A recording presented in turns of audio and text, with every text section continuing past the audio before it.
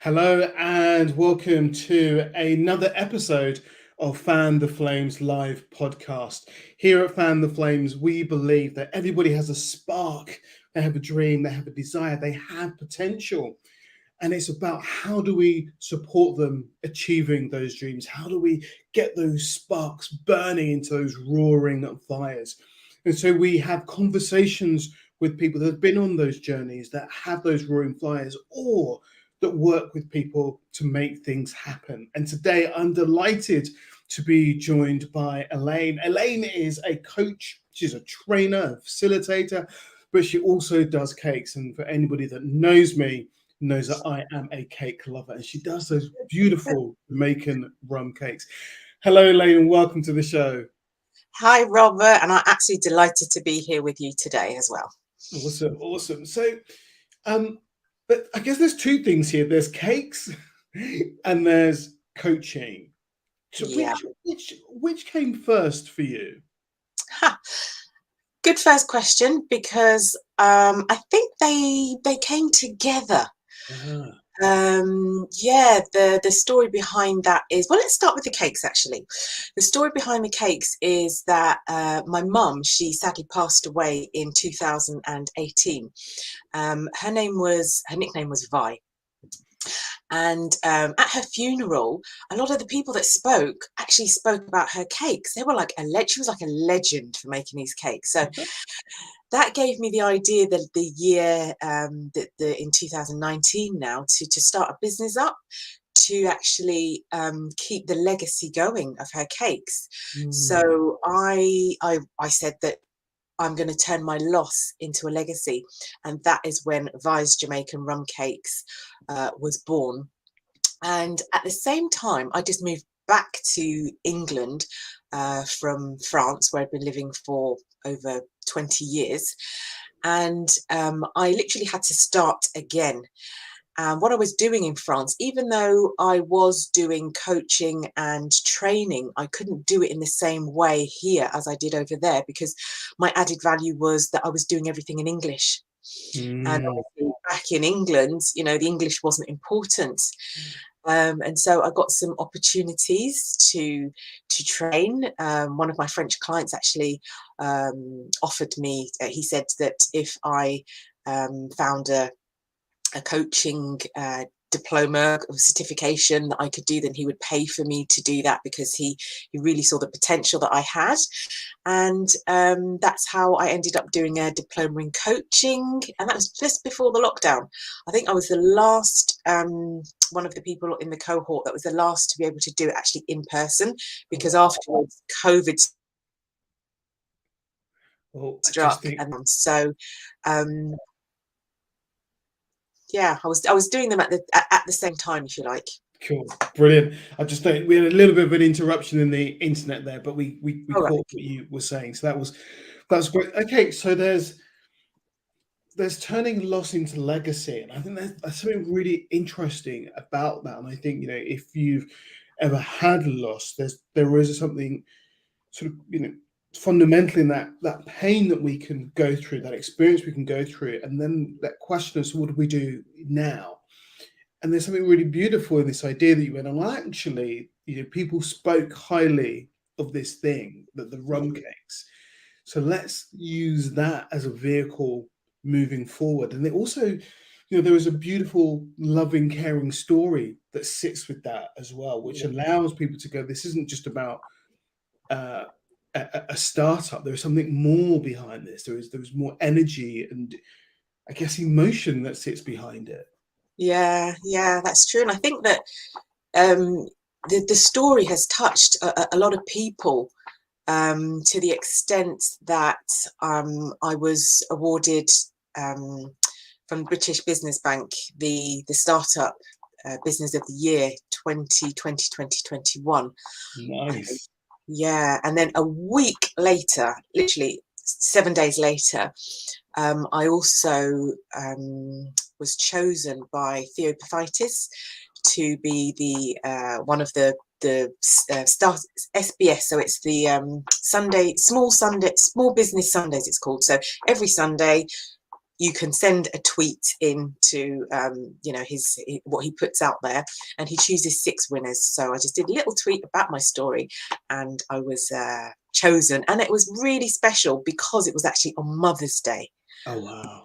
2019, yeah. So fortunately we couldn't, because of COVID and everything, we couldn't actually have the annual event that they do with all the winners until last year. So it was really nice to be able to meet him and to give him some of the cakes. And he actually wrote me a letter back, just thanking me. Such a lovely man. And so yeah, the in a short space of time, these cakes have taken me on a journey as well that I would never ever have guessed that I would have been able to be on.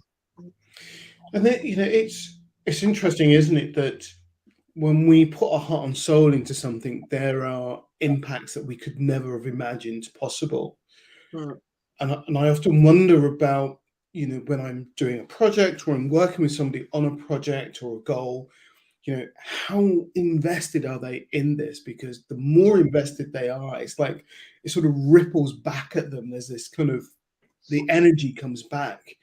But when we sort of half-heartedly do something, there isn't that sort of, I guess we don't have that drive, but also people meet us and they realize that we don't really have that spark about us in what we're doing. And so they don't invest their time in us as well. Yeah, I do understand that. And this is probably why I don't actually make the cakes myself, because my mum was the baker. So my business model was that I would outsource the manufacturing of the cakes, and then I would have that time to do what I really wanted to do as well, which was the coaching. So there's a baker that actually had the recipe and was making the cakes. Unfortunately, a couple of weeks ago, actually, they decided to end our collaboration. So I don't actually know where the cake business is going at the moment. But that's okay, because I've got a lot going on with the coaching. And it's when I actually, it was during the lockdown as well. Sorry, it looks like I'm crying, but I'm not actually crying. It's just eye-watering. I actually, did some other certifications, qualified in resilience and in emotional intelligence as well. And so one of the part of the models of resilience that I use, it talks about positive reframing. And I think this is exactly what I've done with the cakes. I've, turning my loss into a legacy I think it's a perfect example of positive reframing. Yeah. And there's also something interesting about your partnership's coming to an end, but you don't seem down about it. You just like, that's just happening. And I don't know what's going to happen next, and we'll see what's going to happen next. And I think there's a real lesson there for us to go, things come to ends, projects don't always work out, things don't last forever. So what do we do when they end? Well, we could get really down about them, or we can go, right, that's happened. What next? I can have my emotion, my time with that. But what am I going to do? How am I going to move forward? Or how am I just going to let it go? Yeah, exactly. The end of something is the beginning of something else. And I live my life with this kind of like positive foundation, and I brought it into my coaching business as well, with the positive intelligence that I go in because we've got these we all got them, the voices in our head, the chattering monkeys. And it reminds me of the book that actually started this whole journey for me. When I was about 20 years old, I discovered a book, Feel the Fear and Do It Anyway. Yeah. Is it Susan Jeffers? Susan Jeffers, yeah, the late Susan Jeffers. And I actually decided to read it again. I haven't finished it yet, but what we're saying here is actually in the book. So I'm thinking, my goodness, I didn't know how much my life had been fashioned, and my way of thinking, my positive way of thinking, and had been shaped by this book. So it's interesting to read it again 25 years later, because actually I'm still feeling the fear and I'm just still doing it. Which is brilliant, right? And I really notice how many people I've spoken to where that book has been such a catalyst in their careers, or maybe not even careers, but just in their thinking. That the idea of, well, actually, I can be fearful of this thing, but I can still move forward. I can still do it. I can still step into the Yeah. arena and take part. And I think there's something, just really important about that, because so often we are fearful of stuff, so we just never do it. Yeah. We just kind of go, and I can really own that myself. Because there are things that I'm fearful of that haven't happened yet because I haven't quite been able to step over that threshold of fear. Yeah. I absolutely, I hear it, I get it, and I'm there once again. I feel like 25 years later, after reading this book for the first time, that it feels like I'm at the same place, but further up, if you know what I mean. It's almost Mm, spiral. yeah. And I'm like yourself, I'm about to launch something, but there's this kind of resistance. This is it the procrastinating saboteur that's getting in my head, or is it just that it's just a question of time, and I'm doing what I need to do, and at the right time it will happen. Yeah, so it's all very interesting, but in that space I do keep that positivity, Mm, and I'm very much aware of my thoughts and what's yeah. going on in my head. And this is what I do with my clients. In fact, what I do with my clients, I'm doing with myself. It's helping me as well.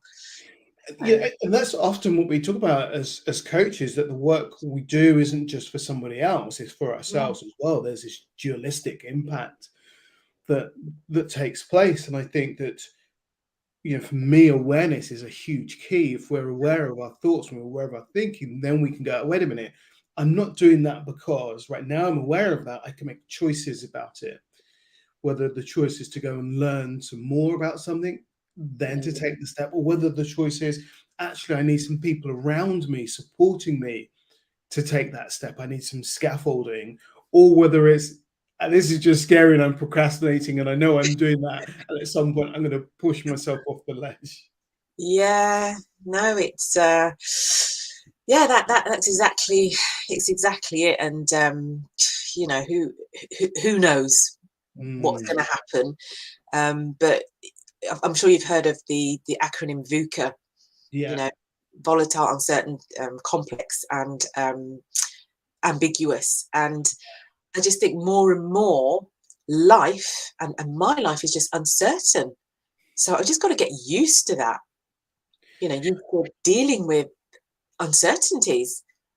And I think that, that it was really interesting. I think the pandemic really springboarded our realization around the uncertainty of life, because often we're aware of it, but the pandemic really caused us to face the fact that your no job's permanent, but actually they could disappear overnight because of the pandemic. And Mm, people did lose their jobs overnight, and people also started jobs overnight. People exactly. shifted things and made amazing changes to keep their businesses going overnight. So that, Mm, I know that part of the coaching school that I was with at the time, we moved from that in-person space into that virtual space literally overnight. And that, I always remember being so proud of my team for making that shift and making that change. But it also came with challenges. mm, And it's kind of made, I think, it's created some more resilience in the mm, world, because we're kind of going, okay, change happens and we need to just become aware of it and recognize that it's happening. But I also think that it's sort of highlighted the need for connection in the world as well. I think we've become aware that, oh, actually, because I remember I didn't think much of my journey to and from work until it was taken away from me. And mm, I realized all the little essences or elements of that journey that I missed, like mm, listening to my podcast, or saying hi to the guy that works in a coffee shop, or the woman that always has my coffee ready to hand to me when I got to the coffee shop. And if I was running late, she would kind of hand it to me quicker because she knew what time train I was getting. And all of those little interactions that we have, they kind of vanish. mm, And I think it makes us just a little bit more aware of that, but also that that the mental healthness challenges, the mental health challenges that sort of came along with it as well, or more heightened because of that lack of connection and that forced Yeah. connection. Yeah, I absolutely agree. There's so much that you just said in there, Robert. That yeah, I think this is a brilliant time for me to be in this resilient space. For me, I work from home most of the time. I live in a wonderful place. I live in the heart of the Lake District in Windermere. So when I can, I go outside. I do outside coaching in the fells, as they call them, the hills. And that is so good for mental health. We know how much going outside and being in nature is part of the resilience journey. And so I think it's a really great time for me to be developing this. And during the lockdown, so it wasn't very much different for me, because I do work from home. I'm not like you, going and taking the train to get anywhere to work, because most of my coaching that I do is virtual. And so I think I used my time wisely during the lockdown to get these qualifications. I got 2 qualifications during the lockdown. I remember I was at I think the first one, because remember the first lockdown, we weren't allowed to do anything. So even the bakery was closed. They couldn't make any cakes anyway. So this is when I got my website up and running. So as I look back, what I'm seeing about myself is that I'm constantly making choices, like you said, to take opportunities. That's it. Whatever comes my way, I don't see anything. There's a guy called what's his name? Joel Osteen. He's like an American preacher, and I heard him say once that setbacks are setups for comebacks. And I really, really like that. I like that. Setbacks are setups for comebacks. Nice. Exactly. And I feel that's what happens to me all the time. I get setbacks, but I don't see them in a negative light. I see them in a positive way, because I know that by the choices that I make of how I think, of how I behave, despite how I feel, then that is the whole thing of resilience. It's not just about being strong or bouncing back, as people say a lot of the time. For me, resilience is about bouncing forward. It's about moving. It's about coming out of a difficult situation, even a traumatic situation, but learning from it, growing from it, being stronger. But using that essence of improvement and moving forward. And that is real transformation. I believe that shift into something better is about transformation. Yeah, I know that Elka Edwards, in her book Extraordinary, she talks about fail as first attempt in learning. And I really like this idea that actually we can look at failure in a really different way. If we go, well, actually, this is just my attempts to learn and understand something. If I see it as learning, because I know in NLP, they say there is no failure, there's only feedback. And this idea that it's just information. But it's how, it goes back to that idea of how we think about it is impact how we receive it. So if we see it as I've got this wrong and I'm bad and I'm rubbish, then that takes us down the spiral. But if we go, that didn't work out. Why didn't it work out? What else could I do? How could I do it differently? Then that's taking us up the spiral. It gives us, I guess, a different energy. You talk about loss into legacy and choices into opportunities. It's like there's a different paradigm, a different perspective on things that allows you to stay resilient and to stay buoyant in a turbulent sea, as it were. Yeah, and it's not that I don't feel the waves, the crashing waves. I do, but I think it's like almost I've got this picture in my head of like now that you said that, like a ship that's on the sea, and my arms are actually strong enough to hold on so that I'm not, okay, so I'm buffeted, but I'm not actually thrown aboard, because my resilience muscles, my arms, they're strong. And don't you remember the storm, Storm Arwen in November of last year? Yeah. And we have still got so many trees down in the Lake District, and that's it. I can see that the roots are quite shallow. They weren't strong enough to be able to hold up in that storm. And yeah, when I go out walking, I'm always reminded of that, of how it's important to strengthen our roots, be those the resilience roots, emotional roots, mental, whatever, so that in the day of difficulty we can be strong.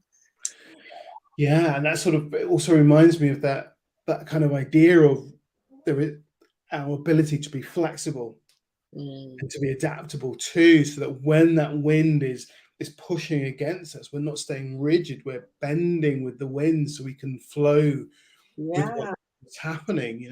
Often we're trying to fight the stream. We're going, I'm stronger than the water, I'm going to fight the stream in my little canoe, as opposed to going, actually, I need to be flexible and go where the flow is taking me, even though I'm where I want to get to, but recognizing that the river might push me in a different direction. Yeah, absolutely. I think the palm tree's like that, isn't it? The palm tree will bend in the wind, but it doesn't break. So yeah, it's an interesting journey. And because you started I sort of had a thought there. You started your journey in France, so that's where you were first doing your work. And I'm curious about the resilience of working in another country, but also the resilience necessary to come home or back to the UK and almost start from afresh. Yeah. And how that then informs the resilience work that you do. So that's a huge, long, complex question. So you take from that what you will. Yeah, and it actually goes back to what you just said about being flexible, because I think that has been a running theme in my life as well. It's almost like, the Bible has like 66 chapters, 66 books, and in each book there are different chapters. That's what I feel like my life is. It's like, at the moment, that's where I'm seeing it. It's like a book. It's like a Bible, let's say, and it's got different books. The first book was the first 22 years of my life, where I was, I studied whatever. I lived at home, and then I went to college, and then I went to Bradford University, where I studied French and Spanish. So that's the first kind of book, let's say. And there are different chapters in there. I was having a think about the different chapters, actually, and the different chapters for me are religion, rebellion, and revelation. Funny enough, they all begin with R. And so that's the kind of first book. The second book is from when I was 22 to when I was 24, because I ended up, as I say, so not 24, 44, because I ended up in France for over 20 years. And it's quite funny, actually, because the year that I moved to France, the French won the World Cup. I don't know if you're into football, but not really. Kind of. I'm not really, but I moved the day that they won the World Cup in 1998. And when I decided to leave in 2018, after my mum died, they just won the World Cup again. Wow. And they had it in between, so it's really, really strange. But yeah, I'm sure we could dig into moving and winning and what that might mean and the metaphor around that. But I'll come back to that another day, maybe. Yeah, I just found that really funny. So that's the kind of second book. And then the third book is when I moved back to the UK. That was just at the beginning of 2019. And so I'm still there. I'm still there. And I would like to, I'm not sure, but I think that my life might be taken the pattern of, Joseph in the Bible, and Joseph in his Technicolor dream coat, remember? So he went from, I heard another preacher talking about this, from the pit to the prison, and then he became a prince in the palace. And it seems like that's what the kind of journey my life is taking. And he had a tough time. He struggled a lot. You know, when you're in a pit, it's dark and you're alone, and you just want somebody to get you out. And then obviously when you're in the prison, I mean, I was in an abusive relationship when I was in France, and I literally had to flee. And that's another one of the reasons why I came back to England. So I was in like a prisoner in this abusive relationship. And when I came back to England, I literally had to convalesce for a few months. I did nothing for a few months. And I was even, you know, in my mind, I was even quite scared that my strange husband would find me and things like that. It's the mind is just amazing what happens, you know, what goes on in there. So yeah, I can't even remember your question, but I'm not sure what my question was, but there's something really amazing about I'm a great fan of Joseph Campbell and the hero's journey, and this idea that our lives are in chapters, or as you were talking about, in books with chapters within them. And it's really interesting when we stop to think about, okay, well, that was that book, or that, you know, that was that act of my life, and now I'm in. Then there was this act, or this book, and now we're here, and recognizing that in there, sometimes things may, you know, when we're quite young, we feel like we just experience the world. You know, school happens, college happens, and we're just kind of doing that. And then there was that kind of rebellious part of you that went away and you know, did that life. And then there, you know, there was the impact of that life causing you to go, right, actually I need to escape from that space and create a new story. And then there's something about the resting between stories, that convalescing, that going, okay, a new chapter's going to begin, a new book's going to start, but actually I just need to let that book end. And yeah, absolutely. Yeah. I know that sometimes we're so fast, we're just running from one chapter to the next and not actually going, well, actually, let's just pause a second before we pick up the next chapter or the next book of our lives, and begin that, and recognizing that. I think part of that resilience work that you talk about is that convalescing, is that allowing yourself the time you need to heal, to recover, to gather one's strength again. Yeah, absolutely. And you've just hit something I didn't even remember, because I actually had major surgery on the 17th of May of this year, and I'm still in recovery. My body's not back to what it was, and it has actually changed. This is why this next chapter in my life, this next book, I am discovering it, because part of the operation that I had, it wasn't planned, but you know, that's the way it went, is that I woke up in full menopause, because it was planned that I was supposed to have a hysterectomy. I had endometriosis. I don't know if you know anything about endometriosis. Yeah, I know a little bit about it, yeah. Yeah, so I had severe endometriosis, and also I had adenomyosis, which is very similar. And so I knew that I was supposed to have a hysterectomy, I was supposed to have a bowel resection, and there was something else that I was supposed to do as well, remove the deep lesions of the endometriosis. And it was such a mess when I had a multidisciplinary team going there with three surgeons, and it took 6 hours, and you know, it's amazing what they can do with keyhole surgery today. I'm just blown away. And the plan was to keep my ovaries if they could. Unfortunately, they couldn't. So obviously woke up in full-blown menopause. And so, you know, you talk about like resilience, and there's another word that you mentioned that made me think about this story, but I can't seem to remember it. That's another thing, since I'm in menopause, my memory, my goodness. Um, I think I talked about recovery as yeah, well. that's the one. Thank you. Recovery. So I'm actually in recovery, and recovery is such an important part of resilience because it gives you the time and space, yeah, for you to think as well. Because as you say, if you're getting the train every day and you get, that lady's handing you your coffee and whatever, you just, a lot of the time and when I was in Paris, that was what my life was like. It was just go, go, go, go, go. So when I moved to the Lake District, had that recovery period. It gave me that time to think and recover. And lockdowns as well was a time for me, although I did get my qualifications and everything. It was that time as well, that recovery time. And now here I am again. I think life is trying to say something to me. I think I'm getting the message finally. Yeah. Create space, create margin. Mm. And that's what recovery does. Yeah.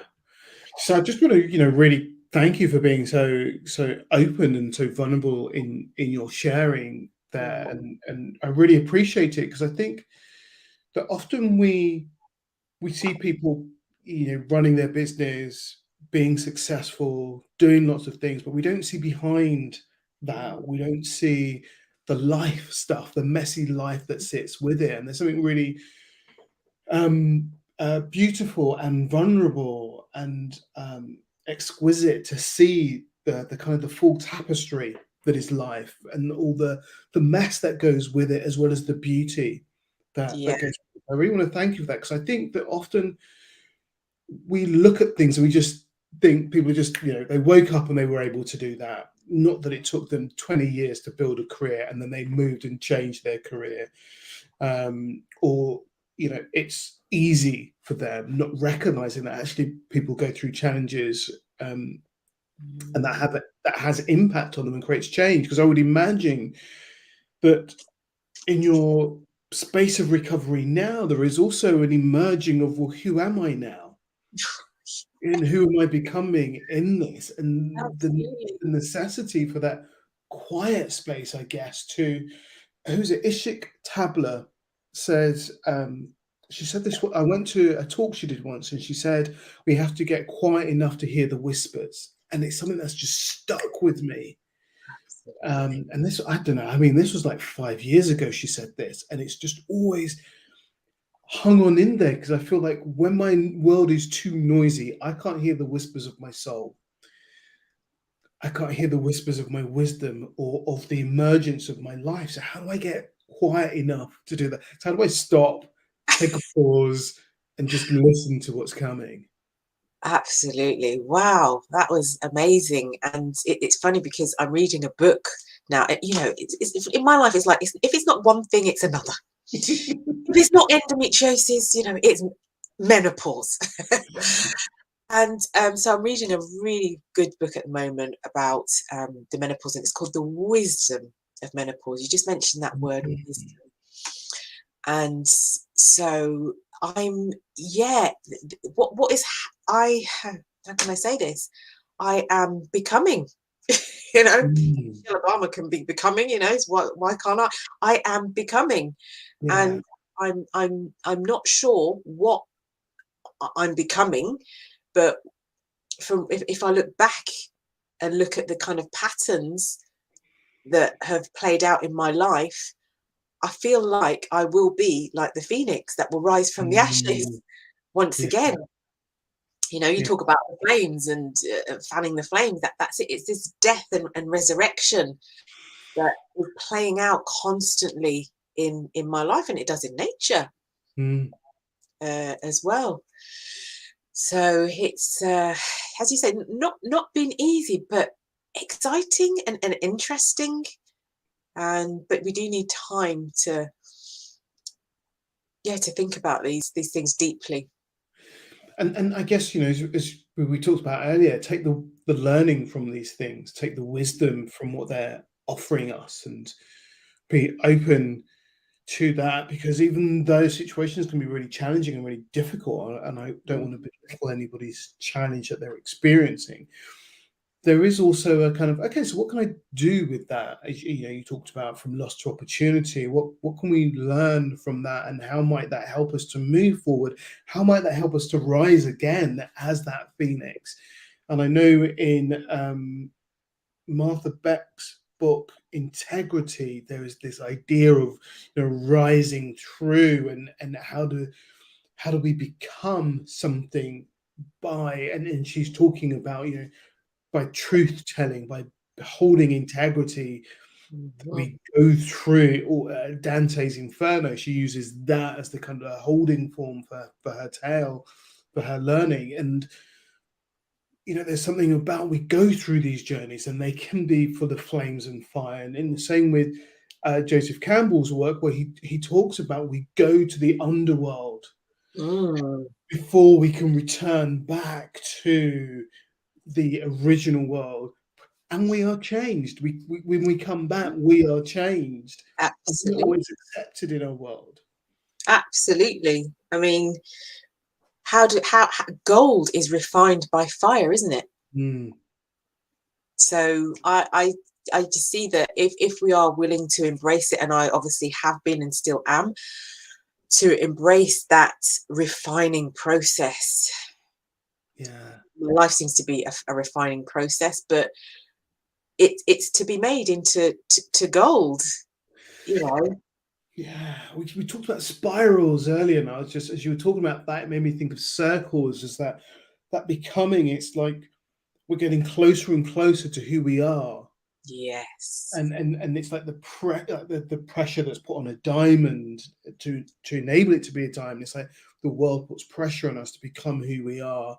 Exactly. We're put through those fires to become the element that we are. And sometimes those things happen very softly and subtly, and sometimes they're a bit more of a harshness to them. Absolutely. But it's that thing, if we're open to it, there is a return, or a becoming, that essence of self. Yeah.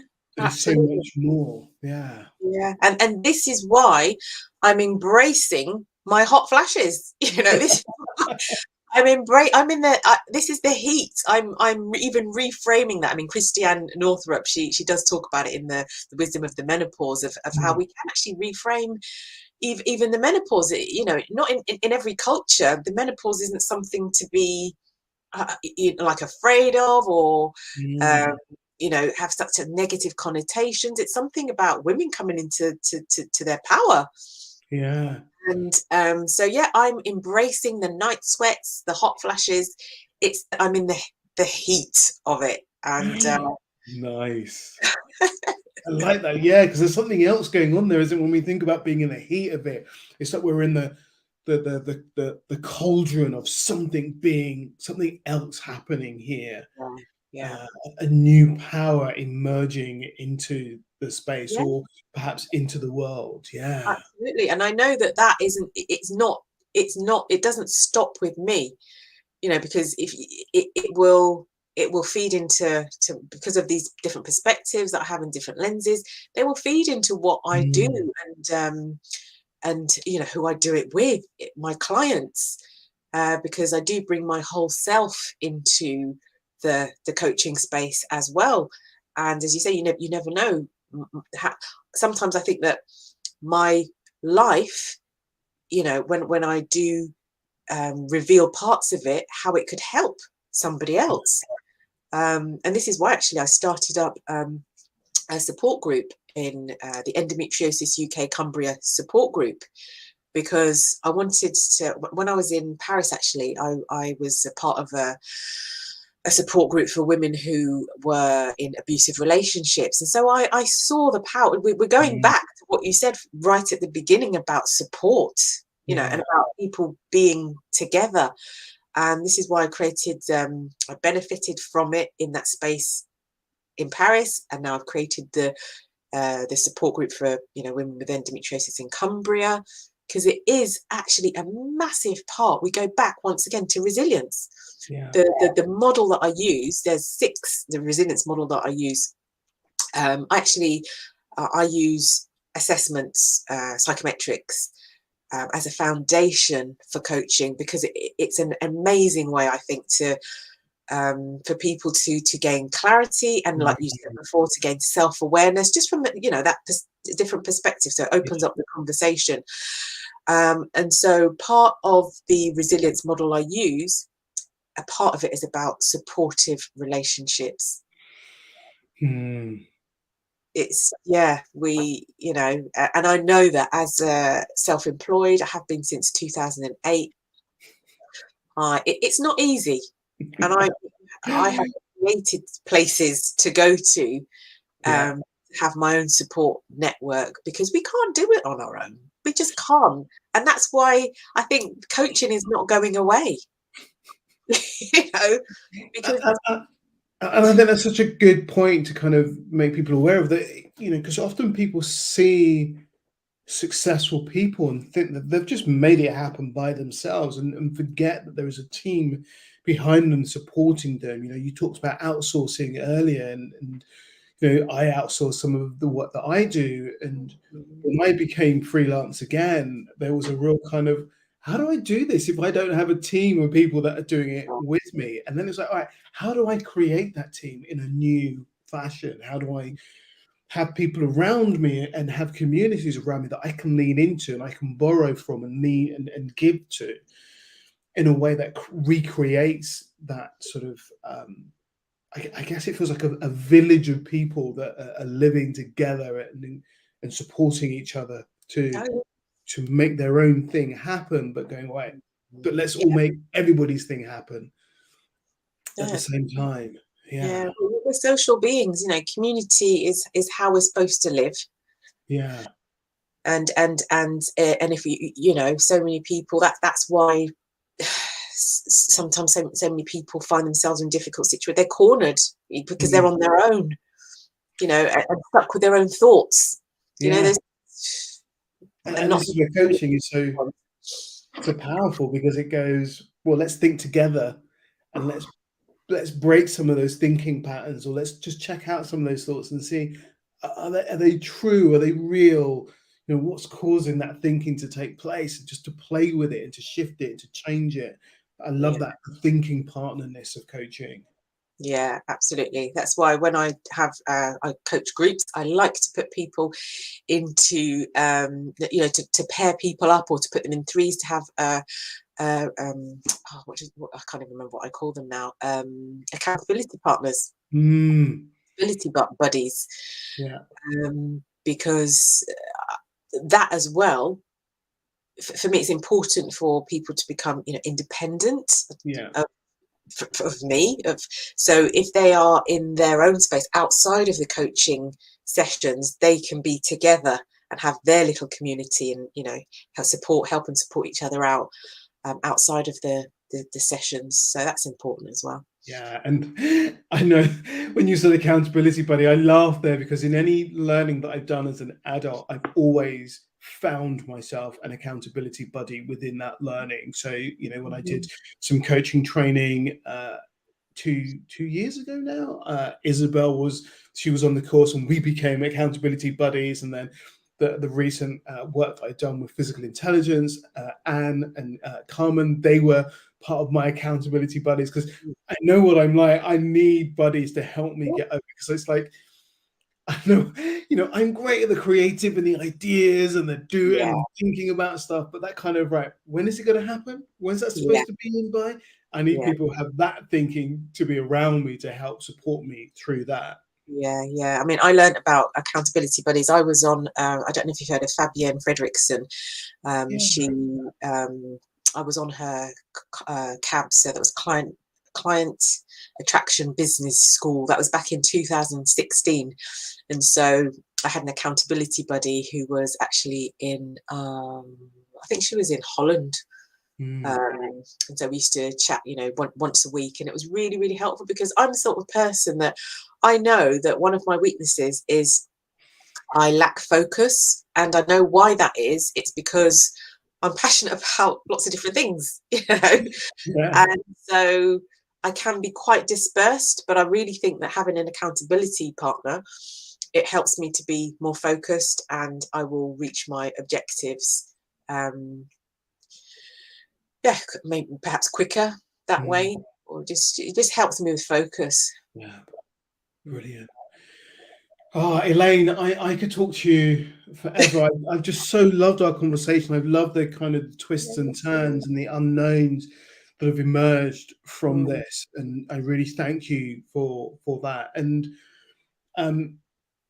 if people want to speak to you about whether it's about coaching or training or about the support work and the charity work that you do, or whether it's about becoming your partner and becoming your baker for your cake business, what's the best way for people to get hold of you? I think the best way is just to connect with me on LinkedIn, because the websites and everything, they're not finished yet, or they're part finished. So my handle on LinkedIn is Elaine Coaching and Cake, and even in my profile you've got my most up-to-date email address and my mobile phone number as well. So yeah, LinkedIn, Elaine Coaching and Cake. That's the best way to get hold of me. Brilliant. So if what Elaine has spoken about today has resonated with you, and you'd like to reach out and have a conversation with her, you'd like to partner with her, or you're thinking, this would be an ideal person to work with me as a coach, as whether that's with resilience, whether that's with emotional intelligence, or with something else, then reach out for her on LinkedIn, Elaine Coaching and Cake. And if you're listening to this and you're thinking that somebody else should hear this conversation, then please feel free to share it, to tell people about it. Here at Fan the Flames, we want to support people in growing, in becoming their richest, fullest self, in reaching their potential and becoming those roaring fires. So thank you so much, Elaine, for joining us. Thank you, everybody, for listening, for watching. I'm Robert Stevenson, Creative Director of Fan the Flame, saying have a great day, have a great life, and see you all soon. Take care, everyone.